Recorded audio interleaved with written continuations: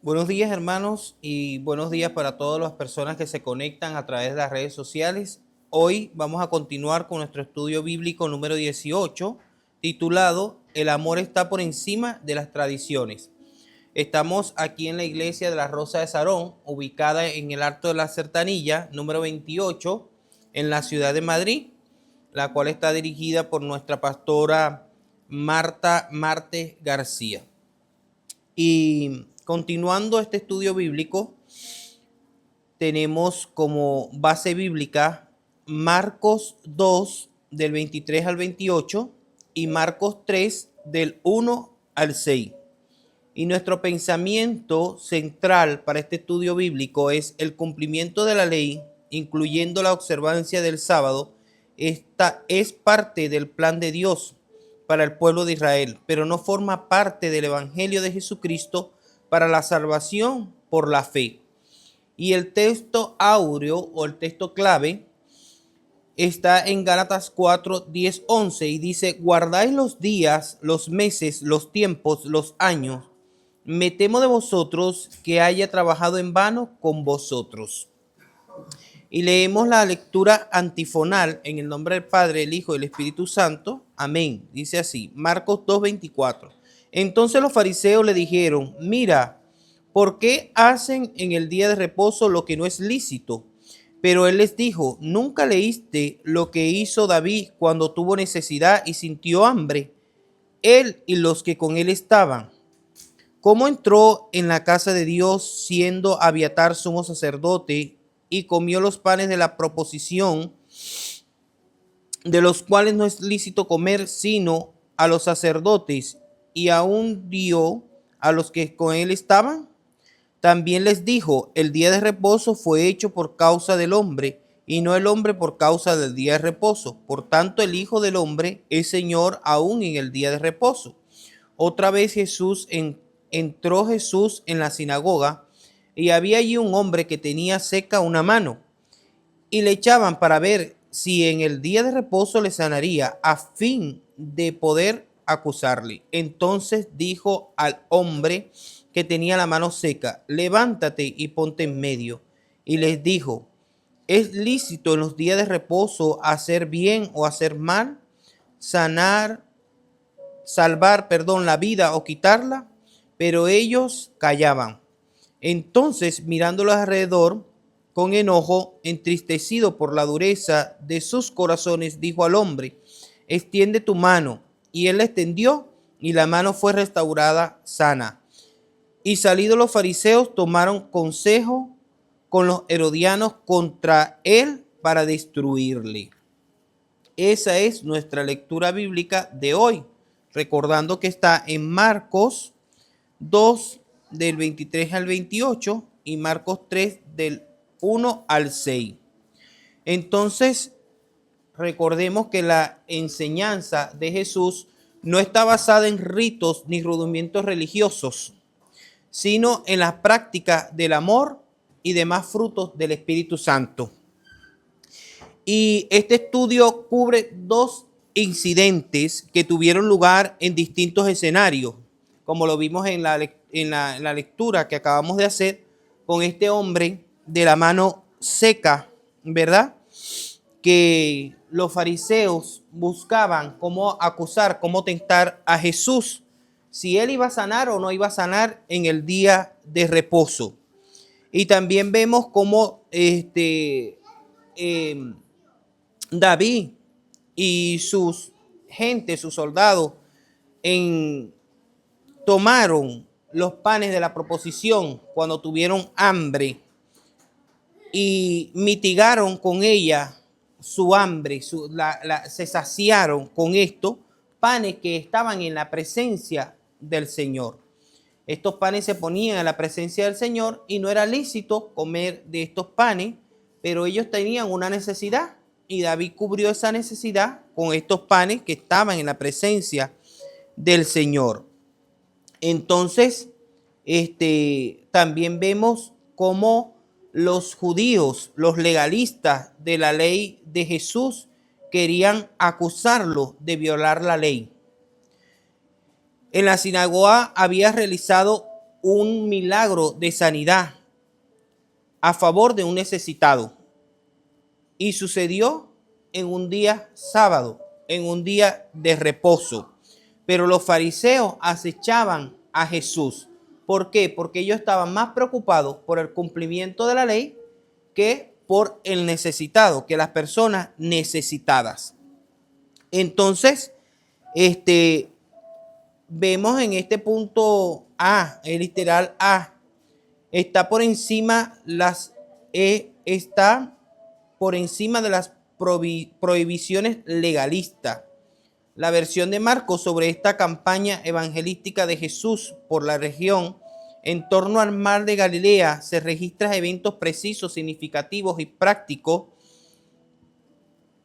sin muchos detalles minuciosos. Por ejemplo, no nos dice el evangelista cuánto tiempo transcurrió entre el incidente asediados en Capernaum, como la restauración del paralítico y la sanidad de la multitud que acudió a Jesús y a la gira que realizaron. Vemos cómo Jesús, ¿verdad?, dedicó una campaña evangelística de sanar, de predicar su palabra primeramente, y también de hacer milagros, de restaurar la vida de las personas que sufrían. Recordemos que para este tiempo de Jesús la ciencia como no está como ahora, no estaba tan avanzada, era rudimentaria y era muy experimental. Y muchas de las enfermedades que hoy pueden ser simples y tienen cura, en ese tiempo no tenían cura. Como por ejemplo la lepra, en ese tiempo no tenía cura. Hoy sí, gracias a Dios, a través de una vacuna. Pero en ese tiempo la persona que era leprosa estaba totalmente desahuciada, ¿verdad? Y había mucha gente con lepra porque era una enfermedad contagiosa, pero Jesús vino a libertar y a sanar todas estas personas que sufrían mucho, porque por lo menos nosotros hoy podemos aliviar nuestro sufrimiento a través de una pastilla, a través de una inyección, a través de un medicamento, podemos aliviarnos. Pero en los tiempos de Jesús, el Señor encontró mucha necesidad y era oportuno él emprender esa campaña de predicación y milagro. En el punto B, concede privilegios y bendiciones especiales. Para demostrar la falsedad de los argumentos legalistas de sus adversarios, Jesús no inició una contienda de palabras y de evidencia. Jesús nunca intentó demostrar ser Dios. Él lo afirmaba, él lo afirma. Y la Biblia nunca intenta probar que existe un Dios. La Biblia dice que hay un Dios, pero no está debatiendo con nadie si hay un Dios o no hay un Dios. Por lo tanto, nosotros, los cristianos, tampoco debemos entrar en este tipo de argumentos, de debates. Cuando alguien nos dice, pruébame que hay un Dios, la respuesta debería ser, pruébame tú que no hay un Dios. Porque nosotros tenemos bastante, ¿verdad?, sustento bíblico, evidencia bíblica y también evidencia en nuestras propias vidas y muchísimos testimonios a través del mundo, miles de millones de oraciones contestadas a través del mundo, apariciones del mismo de Jesús, aún en nuestros tiempos, que se le ha aparecido a muchísima gente, como revelación para salvación, que nos prueba verdaderamente que Jesús es el Señor y que su amor es infinito, porque recordemos que los fariseos, los legalistas en este tiempo no creían que Jesús era el Salvador del mundo y era Dios, y ellos se enojaban mucho cuando Jesús afirmaba ser Dios. Y vemos aquí en una ocasión David huía de Saúl con algunos hombres, que dominaba, y David fue al sacerdote que cuidaba el tabernáculo para pedirle de comer pan sagrado, y se lo concedió. Pongamos un ejemplo, hermano, que llegue una persona hambrienta aquí a esta sala, o tengamos un niño que tenga hambre y nosotros vayamos a tomar la Santa Cena y lo único que tenemos para darle es el pan de la Santa Cena. ¿Qué haríamos nosotros? ¿Saciar el hambre del necesitado o cumplir primero con el mandamiento de la cena del Señor? Que sabemos que es importante, pero nosotros estamos estudiando hoy que el amor es más importante, ¿verdad? Y que cubrir la necesidad de una persona es más importante. Y el Señor no nos va a condenar por eso, porque si nosotros vemos, el Señor no condenó ni al sacerdote ni a David por estas acciones que ellos hicieron, porque el amor del Señor es superior. En el literal C tenemos que imparte libertad a los que se someten a Jesús. Muchas de las personas que Jesús sanó, libertó y estuvieron, recibieron en sus cuerpos sanidad y liberación. Todas las personas a las cuales Jesús hizo milagros se sometieron a Él. Nosotros vemos que caían a los pies de Jesús, implorando un milagro, pidiendo misericordia, como el ciego Bartimeo, la mujer del flujo de sangre. Y mucha gente, vemos cómo el Señor, y aquella mujer que le gritaba a Jesús que liberara, que su hijo estaba endemoniado. Pedro, que le rogó a Jesús que sanara a su suegra. Ahí nosotros vemos un sometimiento, ¿verdad? A Jesús, reconociéndolo como Señor, Salvador, hacedor de milagros. Entonces, vemos cómo Jesús está dispuesto a libertar, a sanar, a salvar a todas las personas que se someten, que creen en Él, que se someten a su voluntad. Y hoy vemos muchas personas que rechazan la oferta divina, que rechazan el plan de Dios, que rechazan el plan salvador del Señor. Es gratis para todos, pero también la persona tiene la libre decisión, ¿verdad? Si toma de la fuente del agua de la vida o la rechaza. Pero cada decisión que nosotros tomamos vamos a tener nuestras consecuencias. Lamentablemente hay una sola oportunidad y es esta vida.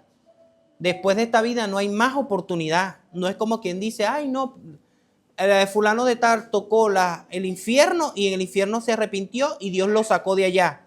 No, de ahí no puede salir nadie. Y tenemos la oportunidad, la decisión es ahora. Así como la gente toma decisiones y provisiones, qué van a estudiar sus hijos, qué vamos a comer mañana. Como la gente se preocupa por el día a día, también hay que preocuparse por la decisión de la salvación. La salvación es gratis. Jesús pagó todo, pero nosotros tenemos que tomar una decisión, como dijo Josué. Si bien os parece, ¿a quién van a servir? Si el Señor es Dios, síganlo. Pero mi casa y yo serviremos al Señor. También, hermanos, nosotros vemos aquí que el enemigo usa la ley para acechar contra Jesús, ¿verdad? Porque nosotros sabemos que el enemigo se sabe la Biblia completa, más que nosotros, porque él la utilizó contra Jesús mismo cuando estaba en el desierto para tentarlo y le citó versículos que estaban en la palabra y le dijo, porque a sus ángeles mandará cerca de ti para que tu pie no tropiece en piedra. Eso está en la palabra de Dios. Y él buscaba esos argumentos para acechar contra Jesús. ¿Y a quién utilizaba? A los fariseos, a los legalistas, a esta gente que tenía mucha letra pero no tenía vivencia, no la vivía. Ponían carga sobre los demás, pero ellos mismos no podían cumplir todas esas cosas que ellos le imponían a los demás. Y hoy vemos muchas veces, hermanos, que hay personas que quieren imponer duras cargas a los demás, pero ellos mismos no pueden cumplir esas cargas y no pueden cumplir esas cosas. Entonces, así ellos querían hacer con Jesús, acecharlo, buscar una mínima ocasión. Ellos no dormían buscando una mínima ocasión con la cual ellos pudieran acusar a Jesús para matarle. Pero como no encontraron ninguna, el único caso de la historia o la única condena de la historia legal del mundo de la historia que ha condenado a una persona por ser quien es, fue a Jesús. No por lo que hizo, sino por ser quien es, por afirmar ser Dios. Entonces, el legalismo no hace nada por los que sufren. Yo me crié en una iglesia legalista donde acechaban a las personas por su forma de vestir, a las mujeres por si se ponían algo en la cara o si se peinaban de tal y cual manera. Pero eso hace muchas veces que la persona se aleje de la iglesia y se tire otra vez al mundo, porque muchas personas se acercan y vienen con heridas, ¿verdad? Vienen con mucho sufrimiento, pero de una vez de recibirla con amor, se empieza a atacar a esa persona y se empieza a juzgar. Jesús no hizo así con la mujer que encontraron en pleno acto de adulterio. La gente la quería matar por la ley, pero Jesús la quiso salvar por amor. Y así nosotros, por amor, también tenemos que hacer con las personas, que muchas veces se acerca una persona que es diferente y nosotros, en vez de abrazarla, de amarla, mucha gente la rechaza y esa persona viene buscando un refugio porque el mundo la ha rechazado y llega a la iglesia y encuentra también rechazo. Es peligroso porque también puede atentar hasta contra su vida, ¿verdad? Porque tal vez la última opción que tenía era venir a la iglesia. Si Jesús hubiera rechazado a la mujer del flujo de sangre, ¿qué hubiera sido ella? Era su última oportunidad, su única chance de ser sanada, de ir a Jesús para ser sana. Y si Jesús lo hubiera rechazado, ¿qué hubiera pasado con esa mujer? ¿Qué terrible destino hubiera tenido? Y es lo que nosotros tenemos que pensar. Tenemos que estar de acuerdo y saber que Dios sí tiene sus mandamientos, que Dios tiene sus leyes morales, pero también la iglesia también puede tener sus normativas, ¿verdad? Y nosotros tenemos que acatarnos a esas normativas de la iglesia. Pero el legalismo, uno de los conceptos que me gusta del legalismo es cuando las leyes humanas se anteponen a las leyes divinas y hacemos esas leyes humanas un amarre de conciencia y una prueba de que si tú no cumples esto, tú no eres cristiano, que si tú no haces esto, tú no eres cristiano. Y muchas veces el mundo nos ve,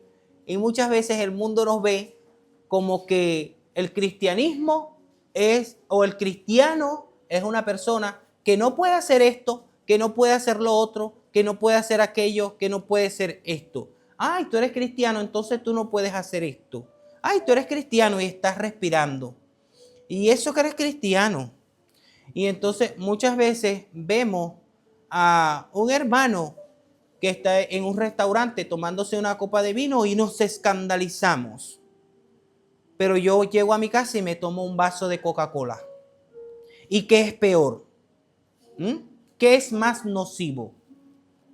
Entonces, ve, es lo que tenemos que sopesar y tratar de entender que la obra no la hacemos nosotros, que la hace el Espíritu Santo, porque cuando nosotros acosamos a una persona que sabe que tiene que cambiar ciertas y determinadas cosas, y nosotros acosamos a esa persona y la acosamos, van a pasar muchas cosas. O nos enojamos, o causamos fricciones, peleas, enojos con esa persona, la persona se deprime o la persona se tira al mundo, ¿verdad? ¿Y qué va a hacer con nosotros después? Hasta peor vamos a hacer las cosas, porque cuando nosotros no actuamos bajo la dirección de Dios, si no actuamos por el legalismo, quedamos peor. Pero nosotros tenemos que hacer es orar, ¿verdad? Y aconsejar con amor y con mansedumbre y dejar que el Espíritu Santo haga la obra. Porque si nosotros intentamos hacer la labor del Espíritu Santo, lo que vamos a reprimir a una persona y esa persona nos puede tomar hasta temor y va a vivir reprimida y no va a querer hacer las cosas, pero porque está reprimida. Pero va a llegar un tiempo donde se va a destapar ¡pum! Y va a hacer las cosas y la va a hacer peor. Pero cuando el Espíritu Santo trae convicción a esa persona, es el mismo Espíritu Santo que va a sentir hacer a la persona, mira, tú no te puedes vestir de esa manera porque tú eres un hijo, una hija de Dios.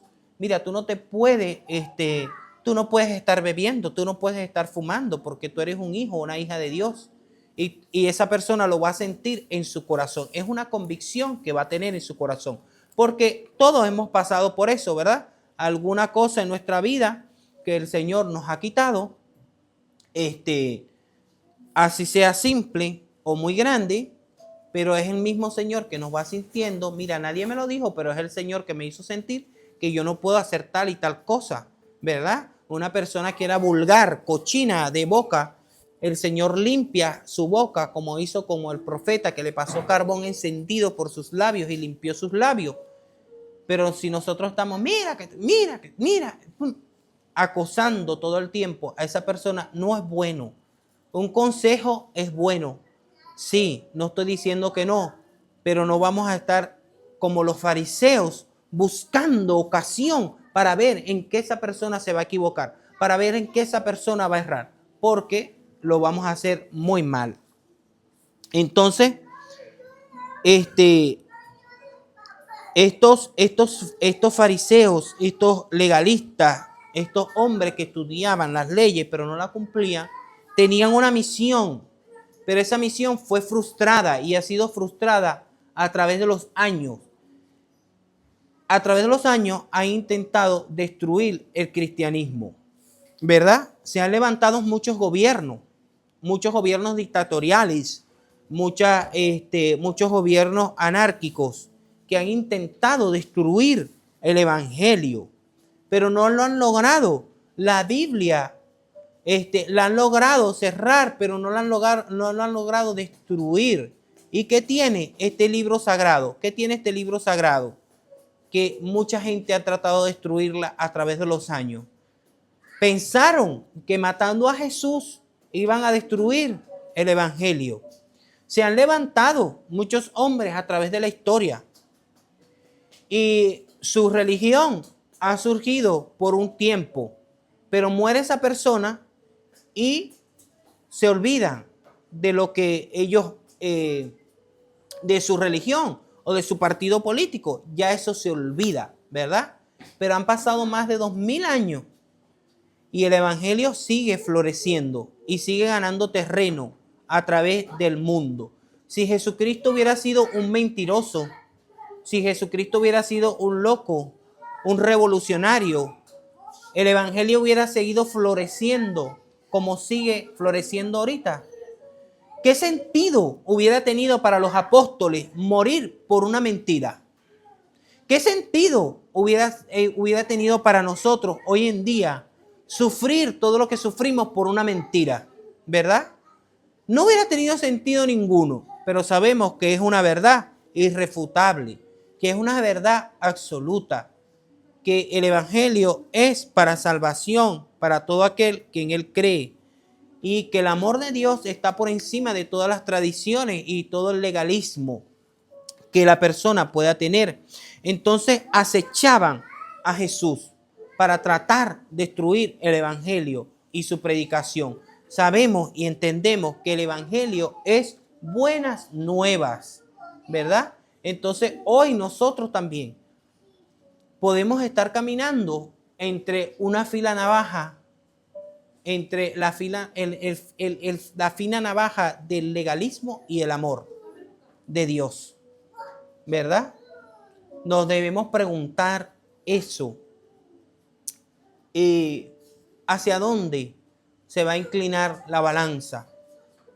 Vamos a seguir juzgando, vamos a seguir condenando, vamos a seguir acechando, vamos a seguir alejando a las personas por cumplir normas, tradiciones, o vamos a cubrir multitudes de pecados a través del amor, como lo hizo Jesús, ¿verdad? Jesús, el hecho más importante que ha ocurrido en la historia de la humanidad no fue que el hombre llegó a la luna, sino que Jesús, el propio Dios, pisó la tierra y ha venido a la tierra para mostrarnos su amor infinito. Porque dice, porque de tal manera amó Dios al mundo que ha enviado a su Hijo único para morir en la cruz del Calvario. Él lo dejó todo, su reino, sus posesiones celestiales, sus maravillas, por venir aquí, ¿a qué? A predicar, así como estoy yo en una iglesia tan bonita, con unos hermanos que me escuchan a través de unas redes sociales, con un clima espectacular, sin ninguna oposición de nada. Jesús vino a predicar en un ambiente hostil y su ministerio se desarrolló en un ambiente hostil. Y muchísimas veces nosotros nos quejamos porque tenemos oposición en la iglesia, porque nos dicen tal y cual. Pero recordemos, hermanos, que los fariseos no estaban jugando, que los saduceos, que esta gente religiosa no estaba jugando y que eran capaces de todo. Y que tan hostil era que cada día estaban buscando ocasión de matar a Jesús y lo lograron. Lograron matar el cuerpo, ¿verdad?, de Jesús, pero ellos no contaban y no creían que Jesús al tercer día se iba a levantar de los muertos, iba a resucitar. Entonces debemos meditar en todo esto, hermano, que estos religiosos de la época de Jesús también se manifiestan hoy en día en las iglesias. También se manifiesta hoy en día y alejan a las personas del amor de Cristo con señalamientos injustos, con tradiciones infundadas que quieren amarrar la conciencia de la persona y hacerla, imponerle cosas para que pueda probar que es cristiano o no es cristiana. Y nosotros no tenemos que hacer así. Por encima de las tradiciones, por encima del legalismo, está el amor de Jesús. Porque lo que la ley no pudo hacer, lo hizo Jesús. La ley fue un medio, un pedagogo, un ayo para llevarnos a Cristo, ¿verdad? Para decirnos, tú no puedes hacer esto por ti mismo, cumplir todos estos requisitos, alguien lo tiene que hacer por ti. Oye, échame una mano. Hazlo por mí, no puedo hacerlo solo. Y en Jesús se cumplió toda la ley. Toda la ley. Y entonces, hoy, hermano, no podemos enfrascarnos. No podemos, como lo dice la Biblia, algunos juzgan en comida, en celebraciones de luna, en esto, lo otro, en aquello. Entonces empezamos a meter el dedo en la llaga, en la herida. Una de las historias que más me gusta de la palabra de Dios es el buen samaritano.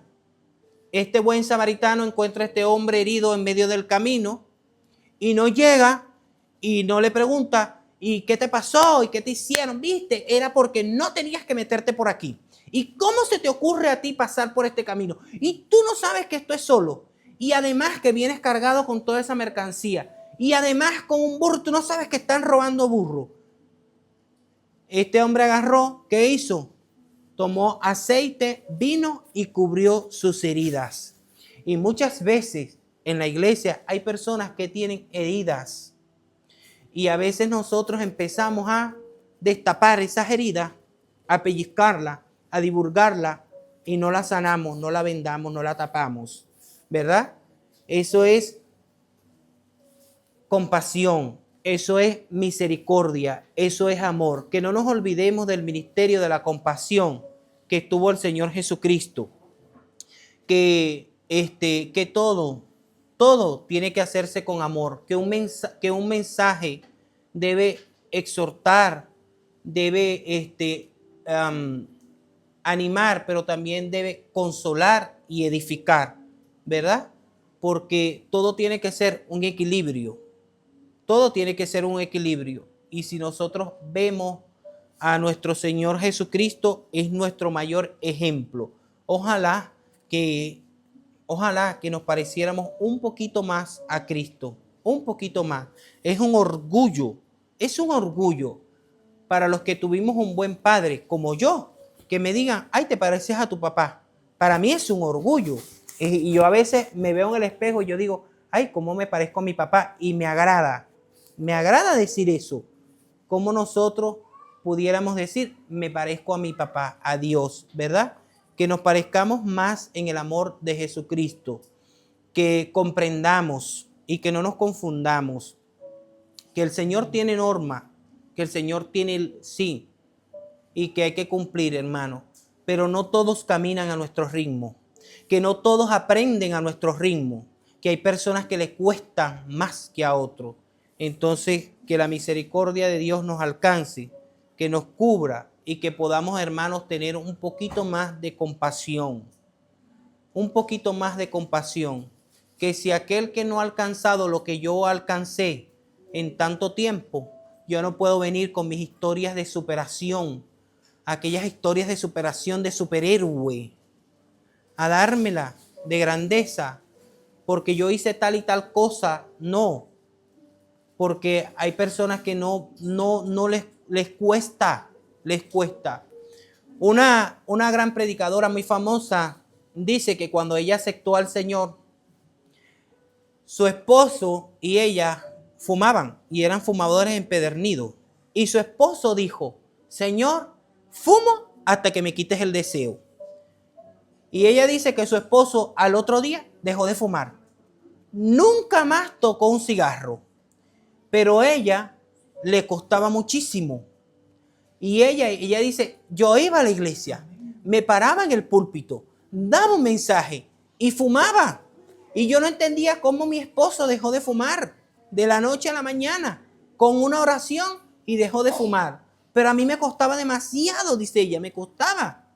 Pero yo cada vez que salía de la iglesia y llevaba un cigarro a la boca, iba en el carro y me metía el cigarro, yo iba repitiendo, yo no fumo, yo no fumo, yo no fumo. Y fumaba y decía, yo no fumo, yo no fumo. Y pasé 2 semanas diciendo, yo no fumo, con el cigarro en la boca y decía, yo no fumo, yo no fumo, yo no fumo, yo no fumo, yo no fumo, yo no fumo. Y Dios le quitó eso. ¿Ves? Y así hay personas que les cuesta un poco más dejar lo que nosotros hemos dejado. Y todos estamos batallando, todos tenemos luchas, todos tenemos dificultades, ¿verdad? Y por eso es que nosotros debemos acordarnos del ministerio de la compasión y del ministerio del amor. Qué difícil es amarnos a nosotros mismos y aceptarnos como somos. Cuán difícil es amar a los demás, ¿verdad? Es muy difícil. Es solamente el soportarnos los unos a los otros, es solamente a través del Espíritu Santo. Y que es el Espíritu Santo quien produce en nosotros esos frutos que dicen si eres cristiano o no. Y no es una norma legal que te van a imponer, un código de vestimenta, un código de conducta, una etiqueta o un protocolo. Que el Señor nos ayude, hermanos. Hasta aquí me ayudó el Señor. Le doy gracias a Dios por esta oportunidad. Le doy gracias a todos ustedes por ser tan buenos estudiantes. Y le doy gracias a Dios por la vida de la pastora Marta García, que brinda esta oportunidad. Recordando que estamos aquí en Madrid, en el Alto de la Certenilla, número 28. Estamos los días miércoles a partir de las 6 de la tarde y estamos también los días sábados a partir de las 6 de la tarde y estamos los domingos a partir de las 11 de la mañana. Así que los esperamos en el nombre de Jesús. Gracias.